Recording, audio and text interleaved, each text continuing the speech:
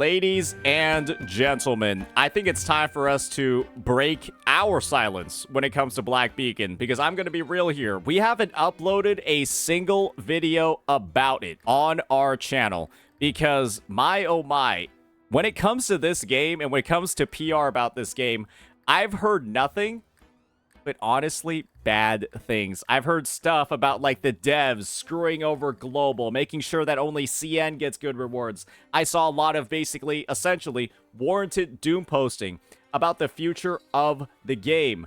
And so what I wanted to do was actually get a bit of an update, get a bit of an overview by Gotcha Smack, who, in my opinion, has been doing so much coverage on this game that it's a little bit ridiculous, right? We got like, oh, I looked into the Black Beacon, this shit is like cooked. And then he even made like his own like first impressions review like 2 weeks ago. And I think a lot of people have been looking at his stuff to kind of get like the, you know, overall rundown of the situation, because I do think the game is in a bit of a dire place.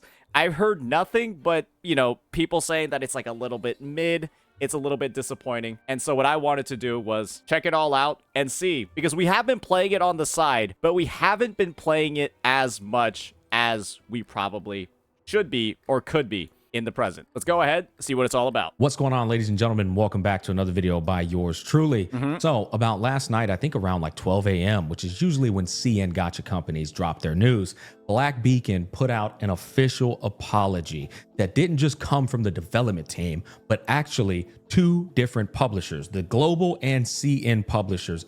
So it's the publisher's fault. I recall another Gotcha company who got kind of fucked over by their publisher, where their publisher forced them to do more predatory things than they wanted to, and actually kind of killed one of their games. You guys might be familiar with it too if you've been seeing some like histories of Kuro games, because they had a game called Twin Tail Battlegrounds that basically got influenced way too much by the publisher, and that resulted in way more predatory things happening in that game. And I think Kuro actually went ahead and decided to like EOS it themselves to a degree so that they could publish it under their own umbrella and then actually have way more control over what's going on. And so, yeah, I think I've got the summary of what the difference was between the rewards.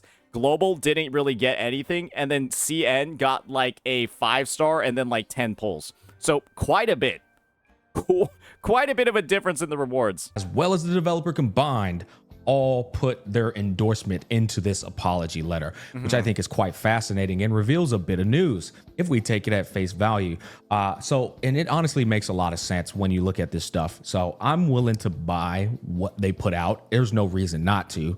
If you go and do your due diligence, these companies are in fact behind the developer, so it makes sense. Anyways, my goal here is to just break down what they said, explain it in layman's terms. And the shittiest part about this whole publisher situation is that Black Beacon has ex-Kuro devs on it, and so I imagine that there are probably a few of those devs who experienced the publisher issues with Twin Tail Battlegrounds, and then they're just like, ah shit, here we go again. Oh, it's happening again. Oh no. And then share my thoughts on this whole situation, taking into consideration the community's sentiments, the people who are coming back to the game, the people who are not giving it a second chance, people who are on the fence. I would say I'm on the fence because I've seen nothing but people saying that like Global's getting fucked over, that CN is like the golden boy, and that these publishers or these devs are not to be trusted. That's kind of like led me to stop playing the game. And this is the thing, I bought like the monthly pass, I bought like the BP, and then I kind of have just been like not able to really sink my teeth into the game because the controls are so dog shit. I'm playing an ARPG. I want to be able to bind my dodge to right click and my attack button to left click. And the fact that I'm not able to do that in an ARPG game in 2025 is kind of just like, something's being mismanaged here, bro, right? Like something is not being done right for me not to be able to do that on the PC. And of course, to play it on the PC, you got to download this fucking Google Play emulator and shit like that. And it's like, yeah, it's scuffed. It's scuffed. I just want to share my thoughts in a very rational manner, as I always strive to do, so that you guys can kind of see from an adult perspective how this all looks. Implying the other people covering this game are little babies. Oh, come on, Schmack. Oh, just because you have 2 kids doesn't mean you're a... I'm kidding. Let's go ahead and get into it. All right, dear Seers, we want to begin, all right, that's important, with a sincere acknowledgement that your voices have been heard, and we take your feedback seriously. All right, that's a good start. It really is. Off the rip, let me let you know, we heard you, and we acknowledge it. Following the launch Devs listened. of Black Beacon in China on April 28th. Oh, so that was the date. So it came out April 10th in global. It came out in China over 2 weeks ago. Okay.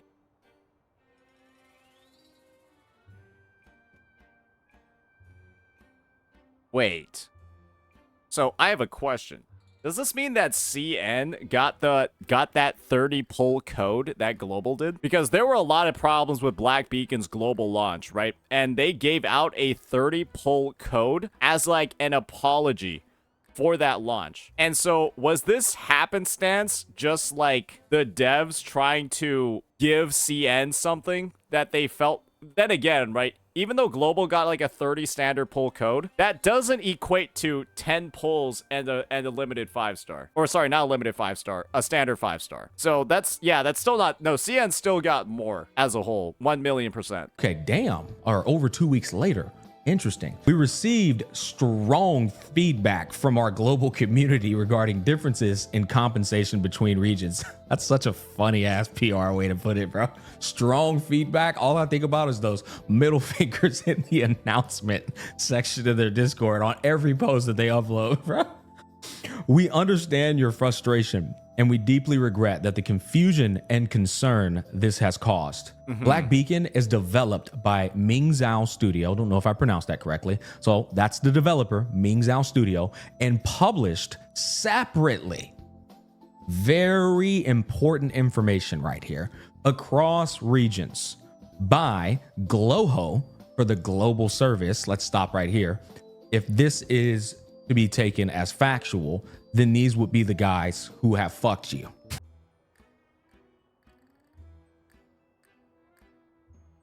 What an eloquent way of communicating that.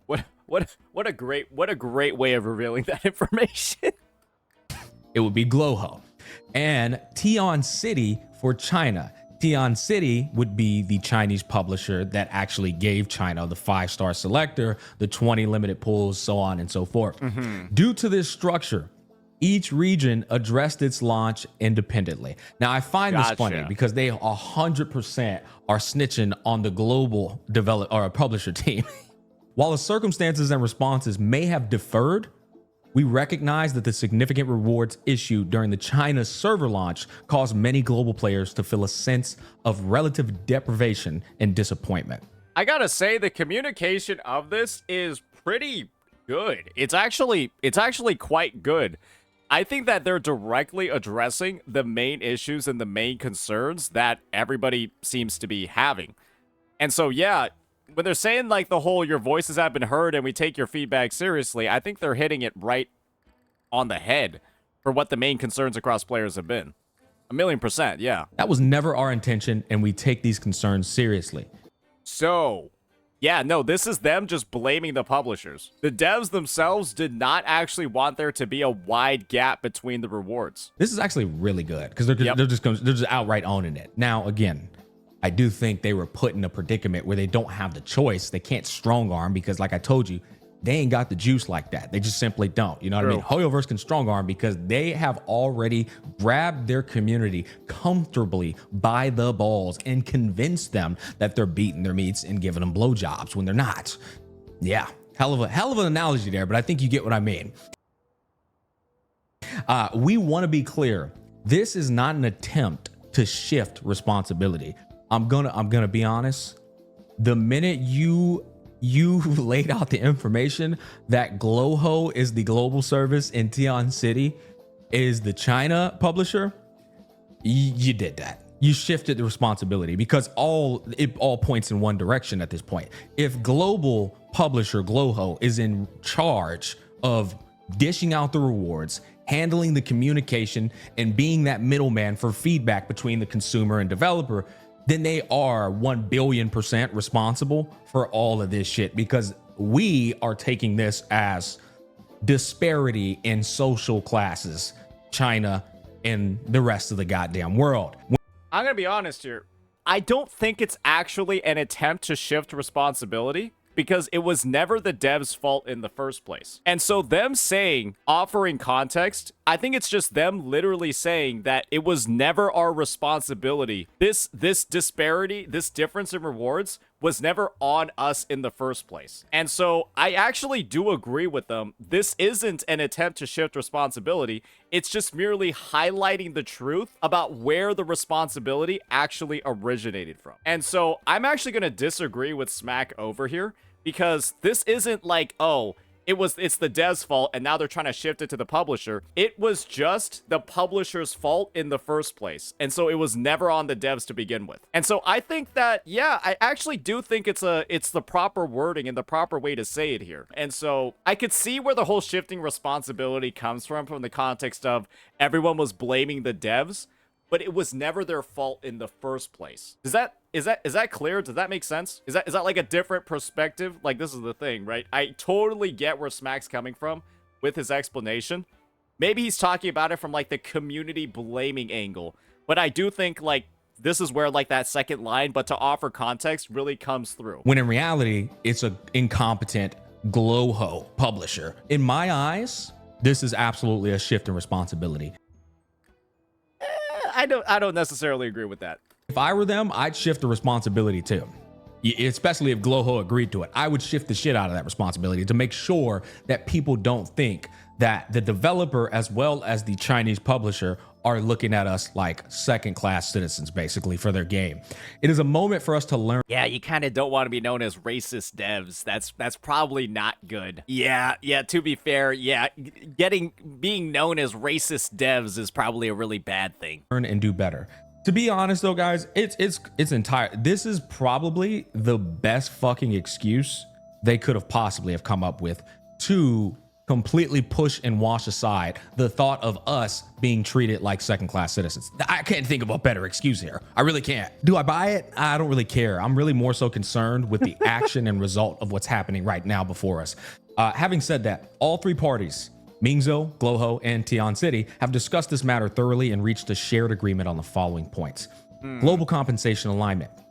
I don't have to read all of this. All I'm going to tell you is they're saying all of us came together and said, yes, this needs to happen. And what they ended up doing is they said, we're going to give Global the exact same thing that we gave China. Then they laid this shit out down here to show you the compensation differences in a fine print with factual data saying this was the difference between the China and Global.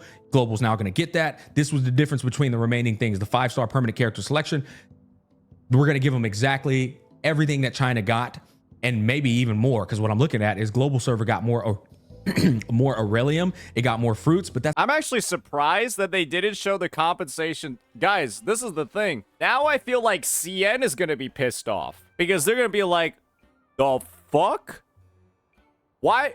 Give me 14 lost time keys, motherfuckers. Wait, you hate China? Oh, it looks like you hate China now. Now we got to get 14. Hey, now I need, what is that shit over here? Like, okay, that's like 300. Now I need 340 rune shards. Oh, boy. Uh-oh. Now it's going to be racist devs, but just in the opposite direction. I might as well preface this with, guys, I 1,000,000% guarantee CN is going to be pissed about this. I don't know any circumstance where CN is not going to be upset when they see this. They're going to highlight the fact that the compensation difference is only showing where Global is behind, but not where CN is behind. Because, I mean, I'm gonna be honest here. This is why I talked about the difference in the launch timings, and that's why I mentioned all the different, like that 30 pull compensation, like apology compensation, right? Because Global actually did get, in my opinion, more things in other categories, but then I said the whole, like, permanent, the 5-star selector was, like, offsetting a lot of it. So, yeah, I see CN not being very happy with this. That's because I think it was out for 2 weeks and 4 days. So any discrepancy you see between Global and CN isn't actually like Global getting taken care of more. It's really more so, I would say, Global being out longer. But CN's not going to see it like that. This 100% was one of the most important things to consider, and now they're making it an equivalent exchange between both sides of the hemisphere. They added more on top of this. By the way, it is available. By the time that you see this video, it is available for you to log into Black Beacon to get this stuff right now. Not telling you need to, just laying that information out. On top of that, they said gratitude reward. Hashtag ad. As a gesture of sincere appreciation for your continued patience and support, all players across regions will receive additional rewards in addition to compensation above. Bro, these publishers and devs are just gonna go fucking broke. Bro, they just keep fucking shit up, and they have to keep apologizing and giving free shit after every single fuck up. This has to be one of the most disastrous, like, first months I've ever seen for a game, with the amount of free shit that they have to give to, like, tide over all of this stuff. And this is the thing, I still feel like they're losing a massive number of players because the negative PR that came out of this whole, like, global debacle has been absolutely absurd, bro. Yeah, I already mentioned how it influenced me, a fucking content creator who could potentially make content about this game. It influenced me to, like, stop playing it. And so I can't imagine what it's like for people that, you know, are like working, like, you know, working jobs, have like other hobbies, play other games, how they're considering the entire situation. Because boy, oh boy, it's like it really dropped it much lower in terms of like priority of where I want to spend my time, knowing that that I potentially could just be getting fucked over. This is going to be lost time key times 5 and time seeking key times 5. That's 5 standards, 5 limited pulls. So they gave 5 of both of them on top of a 5-star selector and 20 limited banner pulls. So in total, you got 25 limited banner pulls. Immediate too, like no questions asked. Hashtag That's ad. Actually substantial, guys. I'm gonna be honest, especially with a game with a monetization model as free to play friendly as theirs. Being objective here. Now Black Beacon is very free to play friendly. You have a lot of different banners to pull on. The banners are very good. There's like, I think the weapon is like 25 pity. So it's like, there's almost no way not to get every single limited weapon if you're honestly being, you know, even as like a free to play, I feel like you might have enough to like get the limited character and their weapon. Yeah, the soft pity starts at 25. I literally got my weapon at like 25, 26, 27 limited pulls. Have until May 6th, which is today, till May 30th to claim those rewards. That's a lot of time. It's not like 2 days or 3 days Not like bad, they did not bad. apparently with the very first time they fucked up. They gave out 30 standard pulls. They said it expired and 2 days later. Yeah, I think they learned their lesson on that one too, because you got plenty of time there. Let's continue on. Cross-regional coordination, stronger publishing collaboration. All right. So all 3 parties have agreed to shared communication protocol across publishing partners to prevent a similar misalignment in the future. To prevent the fuck up again, they're now all in synchronization. But be honest, I feel like that should have. I mean, I'm not going to say the obvious. We all know that should have been the get-go, but who knows, boys? Companies are... Maybe now they can synchronize their fuck-ups in the future. Y'all didn't think about it that way. They can just synchronize their fuck-ups in the future. That's pretty cool, isn't it? A conglomerate of a plethora of suits. That's the best way to put it. Then you have the developer who's just like in the lab cooking the whole time, right? Maybe they're amateurs, maybe they're not. I'm not sure. Faster response and communication. We recognize that our initial response took too long. To address this, we are establishing a dedicated team focused on improving the speed and clarity of official updates moving forward. Looking forward, we appreciate your continued support. We know the situation has shaken trust, and we don't take that lightly. Trust is not restored through words alone, but through consistent action. It's a hell of an apology. Good PR guy. We're committed to transparency, cross-region fairness, and creating a more unified experience for seers around the world. Yeah, I'm gonna be honest. This was like a well-written overall apology. For what it is, as like a whole, in what's being like communicated, it's one of the best ones I've seen, to be honest. Chat GPT apology. Guys, just because you read something that doesn't look stupid, that doesn't mean it's from Chat GPT. Unfortunately, a lot of people are convinced that anything that doesn't look like it was written by a 13-year-old now comes from ChatGPT. That's kind of just the present state of the world now. It's like, if it doesn't sound like this, it must be ChatGPT. Like, people now assume that if you don't sustain some level of brain damage from reading a paragraph, it must be from ChatGPT. I swear to God. Thank you for holding us accountable.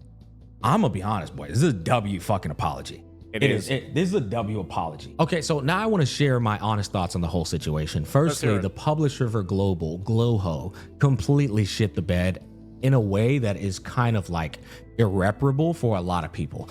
They aren't just looking at Glowho, right? Now, in a rational sense, you can look at business and go, that's their fault. But the consumer, the public, the masses, they're just going to say Black Beacon bad and move on. This is what happens when I look up Black Beacon on YouTube. Black Beacon responded, but is it too late? Black Beacon devs are actually killing their game. Players are mass quitting. Black Beacon devs responded. Players are mass quitting. 5-star selector guide, 99 views, AEW. Black Beacon apology received major backlash. That is what you see when you Google or YouTube search the game. Guys, I'm gonna be real here. It has not been looking good on YouTube for the past couple of days. Honestly, for like the past week and a half, it has not been looking good. But there's also a lot of people in this space that go, hey, man, you know what? That was a good apology. I believe in second chances, and they're going to continue playing your game. Now, what I personally think is that you guys just let the mask slip a bit. And I'm a firm believer that all gacha companies, if you remove the mask, you all look the same. I think you guys, some of you do a better job with hiding it. Some of you are a bit more tactful, a bit more cunning with convincing the public that you're different. You're better than the other ones. I'm not like these other gacha companies. We're different. Nah, I think you're all the same. But what I do believe in is supporting the hungry developers. And I do think Black Beacon is a hungry developer. And I want to share my philosophy with my community as well as anybody else who watches this video, because I think it's a very important philosophy that you could live by while you consume gacha content from these devs. Let's hear it. Here's the thing, guys. The difference between the developers of all these different gacha games and how they're going to treat their community is based off of the hunger meter. How hungry are they? Are they starving? That's back here. Do they got some food on the table? Starting to experience a bit of contentment, a bit of complacency? Or do they got a fucking buffet? Is food falling off of the table to the point where they're able to sandbag, milk the cow, Hoyoverse level? That's the difference between what you're going to get in I think that's pretty fair. I think that's a fair breakdown. terms of a good consumer experience, feeling like the devs are being attentive or the team's being attentive. To be honest, this mask is not gacha exclusive. Fair. Yeah, I mean, I feel like this is a pretty universally applicable thing to, I mean, fuck it. You can apply it to this. You can apply this to almost any company. You want to know how much a Big Mac meal in McDonald's costs in California nowadays, guys? It's like $14, $15. A Big Mac meal with fries and a drink is like $14, $15. It applies to fucking fast food, bro. Imagine 10 years ago paying $15 for a Big Mac meal. Or if you're just being ignored and they're just starting to sandbag because they know they got you by the balls. Why would you buy that shit? I don't know. I don't know why people would still buy it, because you can literally get better food faster for cheaper. Hoyoverse community, kudos getting there too. In fact, they might already be there. Once you understand that Hey, brother. Hey, brother. Watch your mouth, Mr. Smack. As far as I'm concerned, that's not gonna happen until the limited weapon banner becomes a 75-25. I mean, that's the thing, right? When the free-to-play experience in WoWA becomes absolute garbage, when the weapon banner becomes trash, when a lot of these other things start like happening, that's when maybe I'll subscribe to the message. But at least in the present right now, it's like, okay.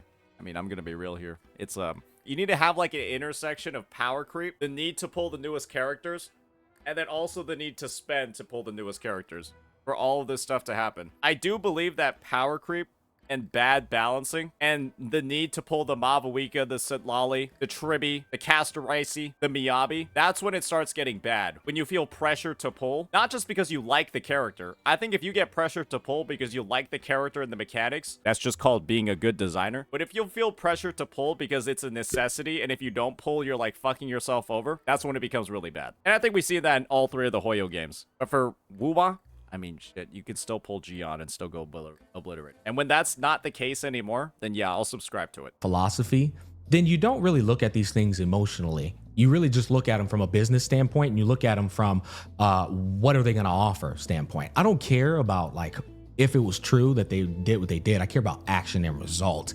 And I know for a fact that when a gacha company is hungry, you get the best fucking content. And when a gacha company is full, you get the worst goddamn content. You get the lackluster content. I've seen it happen time and time again. None of these companies are exceptions. I just looked at the Wuthering Waves 2.3 total anniversary rewards for 2.3. And you get 100, I'm looking at it right here in front of me. You get 100 Radiant Tides. Ooh, this is the thing. Yeah, I do believe this is outdated. Ooh, oh no. Yeah, Smack, unfortunately, I do believe this is outdated. I think some people have gotten the number and it's closer to maybe 130 or 140. Ooh, so we're off by around 40% from this video. It's total limited pulls and 103 of them are from the first phase. So there's actually like 143. It's 130 plus. Ooh. Oh, whoopsies. All right. Shared? Yeah, he probably searched it and this was the first video. I think he maybe could have done a better job of finding a more up-to-date video. I do believe this is from like a leaks channel as well, like an AI leaks channel. Maybe he didn't know that. Like an AI leaks channel that was really far in advance and didn't get the right numbers. Amongst the entire patch. So yeah, it's 100 something in the first phase and then like entire patch. That means half of those aren't even allocated towards Zani. You have to get them on the next half. But if you want to go for Zani as a complete free-to-play player, you get damn near a quarter of the resources for the anniversary to get that Zani in this one patch. All right, maybe he'll make a correction of this. I mean, woo! Kudo Game's best though. You know what I mean? It's just like, it's one of those situations where people just think all of a sudden that Black Beacon's the Antichrist and that it's so much worse than all these other gacha companies. Guys, they're all the fucking same, man. The difference. I think he meant before the extra rewards. I guess this is the thing, right? This video was recorded, literally uploaded 16 hours ago. So it's like we can get more up-to-date data. So I think Smack had a point that he wanted to make and he didn't double check where he was getting the info from. It happens, guys, right? It happens. I don't think it's a huge deal. I don't think he was making like an extremely super negative point either. He's just merely reinforcing the argument that as gacha companies get more successful, they get more lazy with the compensation. And he was looking for one example of it, and then to prove his point, and then unfortunately got one that was outdated. Because assuming that the evidence that he showed was true, it would be right. But because it's just outdated and the number of pulls is like 40% off base, then yeah, it kind of weakens his point. But that doesn't mean that his point doesn't exist. If this was a Pokey vid, you'd probably make like 3 more vids on this misinformation. That was a 20-second segment in a 17-minute video. This was a 20-second segment in a 18-minute video to reinforce a point that is actually true. It's just merely he used the wrong evidence. He's not actually wrong about what he's saying. He just got something that was like outdated. It's not even something that's like actually was, I guess, incorrect. It's just straight up outdated. Is how hungry are they? Are they on the ladder? He's starting to climb now? They're starting to get up there and get that. Yeah, if it was a Pokey vid, he would talk about it for 30 minutes. Guys, if this video was titled, Wuthering Waves developers are the most greedy ones ever, Wuthering Waves is becoming exactly like Genshin Impact, or Kuro is becoming exactly like Hoyo, that would be the difference, because that's literally what Pokey would put in his titles. He would put shit like, it was all planned? The devs are intentionally lying to you? Kuro is lying to you? That's what his title reads as. Bro had a 30-second segment where he had fucked up data. But okay, maybe a minute segment where you have fucked up data. Okay, guys. Yeah. This is what you call false equivalency. And get them nutrients going. They're eating at the steakhouse now in terms of how much money they're making. Oh. The data wasn't too far off. It was admittedly quite far off, though. Assuming that the 140 numbers are what's actually correct, yeah, the data is pretty far off. 100 to 140 is... I mean, guys, like 100 to 140 is significant. Oh, now we can ease up a bit. Now we're going to start giving a filler patch every other patch. Boys, you do what you want to do, okay? I'm not here to convince you to reinstall Black Beacon. I just want you to understand the ideology of a fucking adult. The hungry devs are the best ones to invest in until they're not hungry anymore. Then you got to start fucking bringing them back to ground zero. You know? I can understand the viewpoint of hungry devs, but Black Beacon just feels like shit to play on the PC. So it's like, okay, like I gotta invest in this, hope it gets, like, invest in this, and by this hungry philosophy, know that the game is gonna get worse, but then also, like, deal with shitty controls at the same time. It's like, oh, fuck me. You know what I'm saying? You got to put the money back in the pocket, bro. Put the fries in the back. But the hungry devs are the ones that are going to deliver you a lot more bang for your buck. Maybe they can deliver me a PC client.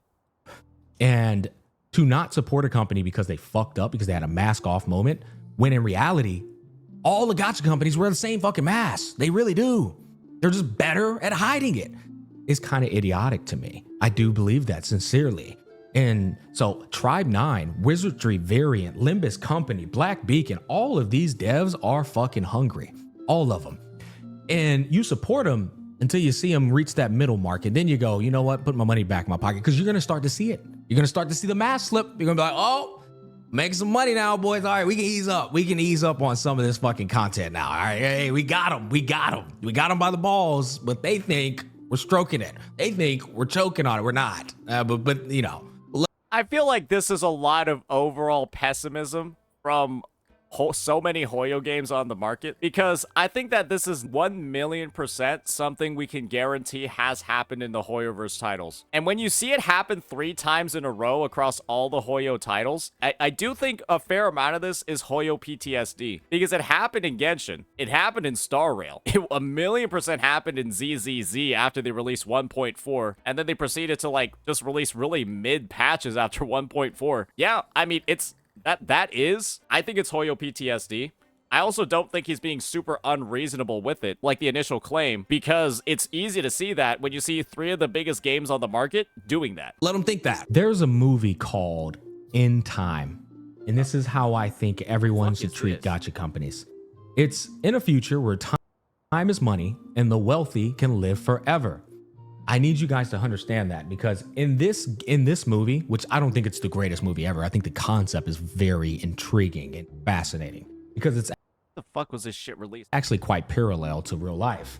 The concept basically is, you know how you live paycheck to paycheck in real life, or maybe you don't. Maybe you live pretty well for yourself. Maybe you're quite financially stable and well off. Regardless, swap money with literal time, and you have a timer on your wrists. And if that timer reaches 0, you die. Your life is attached to time, literally, in this world building. And so imagine you're working a job, and that job pays you 2 weeks of time per 2 weeks, which means that job gives you just enough for you to make it, to survive, to literally live, to see another 2 weeks. That was the philosophy of In Time. And I thought that was fascinating, because if you think about that, that means if somebody is a billionaire in this world, that means they have billions of hours to waste, which means they're probably, not everyone, but they're probably starting to sandbag, get insanely complacent, and just fucking milk the cow of their life. They're not doing anything. They're just a lazy sack of shit at that point. There's no real fulfillment there. I want to be very clear here.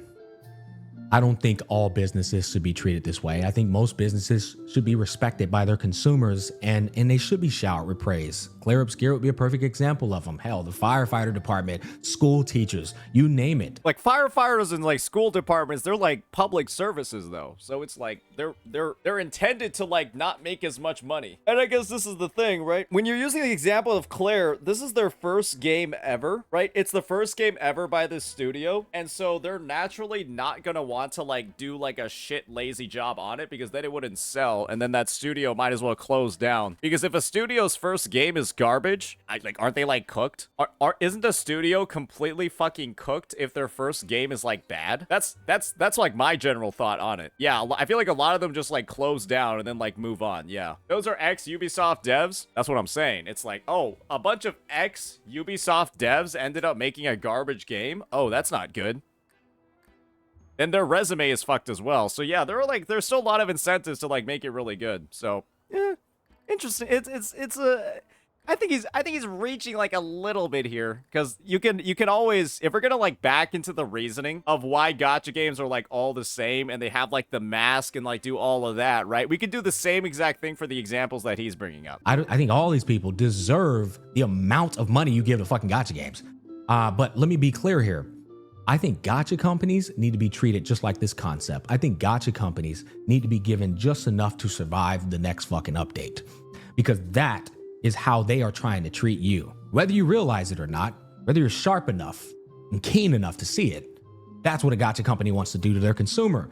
But in the beginning, see, there's nuances to this. In the beginning, they have to first convince you that they can be trusted, that they are going to take your money and deliver you the best product that they could possibly deliver. Wasn't Genshin just fucking people since the first anniversary, though? Like, didn't they give out like 5 pulls? Was Genshin's first anniversary like 3 pulls or something? I thought it was just always bad. And so in the beginning, they start off hungry as hell, feeding you, delivering it, listening to all that. Zenless Zone Zero is a perfect example of keeping them hungry. Hoyo other games, Genshin Impact and Hawkeye Star Rail, are Oh, it was a 10 pull? Oh, okay. perfect examples of feeding them too much. Kudo is a perfect example of being right there in the middle and going towards getting fed too much. You start to understand this concept, boys, you start to realize you don't get emotionally attached to things like, oh, wow, these guys told me they don't give a fuck about me. And you start to go, let's uninstall. They're going to either remedy this situation because they're gonna fucking, their business is gonna crash, or they're gonna ignore it because they can't afford to, or because they just don't give a fuck. I guess they got money like that where they can make a business die. It's like, this sounds a little bit like he's been playing too many Hoyo games. He's been playing too many Hoyo games, has gotten fucked by too many of them. I can really see where this viewpoint is coming from, because right, he kind of like portioned it out into stages. But yeah, I mean, it is, if you've been playing all 3 Hoyo titles that have come out, I can see why this viewpoint might be had. Regardless though, I think you guys need to stop supporting the games that are eating even moderately well to very well with your money and start supporting the ones that are starving, because that's how it should be. I'll support them. I'll support Black Beacon when they put out a fucking PC client. That would improve the overall health of the space instead of making it fucking worse. Those are all my thoughts. Do what you want to do. I'm not telling you to reinstall Black Beacon. It's really more so of the mentality here, guys, okay? If you're not going to play it again, I feel you. I'm not playing it again. You know why? Because I ain't got no time for another gacha game. I don't know what the fuck I was thinking trying to play another gacha game. I just ain't got the time. And admittedly, there's also just better games out there to play that have a PC client. But Godspeed to Black Beacon. I hope you guys have enough support to at least keep you afloat and deliver banger content and, you know, put some food in the pockets of the teams behind you. But yeah, that's my entire thought process on it. Raw as it always is. Peace, love, and happiness, and some good laughs. I'll catch you guys on the flip side. Obviously, we went through all the rewards, and then I guess we got like a whole little spiel over here on like the idea of like hunger and greed and the laziness of developers. I mean, overall, like, his message as a whole, even though it did have a fair amount of misinformation to back up his points, I don't think his points as a whole, philosophically, are wrong. It's just we merely use the wrong evidence to back it up, and there's maybe like a different game or like a different company or like a different set of rewards that we could have done. Maybe we can ask Toho Sniper, based off his experience with 13 gacha games, for a more in-depth example of... maybe a more accurate time when a developer was in the middle line with some concrete details. So maybe that's an upcoming collab with the God of Gacha that Gacha Smack could have in the future. But yeah, I know a lot of people are crying misinformation about this one. I don't think it's that big of a deal. Maybe we'll make like a clickbaity thumbnail about it. But yeah, I think a lot of people, they might be blowing a gasket over this. He's not fundamentally wrong. He just looked up the wrong evidence, okay? It's like you put in the right answer for a math question, but the work that you did was a little bit fucked up, so you get partial credit. And so, because you would get partial credit for that, I'm not going to assign full blame for something like this. Let me know what you all think. Peace.